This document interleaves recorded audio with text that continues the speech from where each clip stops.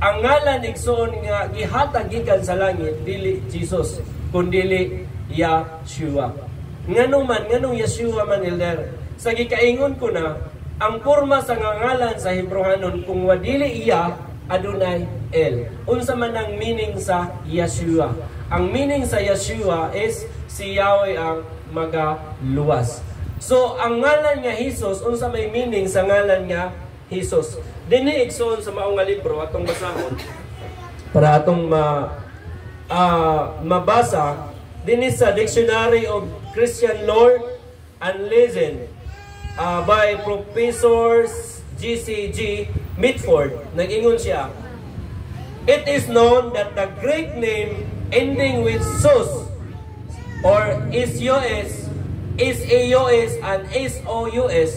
Ingon siya, atong nahibaluan nga ang Griko nga mga ngalan nga mga ang ending is-eos nga mao nang naa sa Jesus og is-eos, sios, og is-ous pinagahi nga pagkalitok nga sus were attached by the Greeks to the names nga ilahang gi-attach sa mga Grigo ngadto sa mga ngalan and geographical areas ug dili lang sa mga tao kundi ngan po di ay sa mga lugar, sa mga syudad sama sa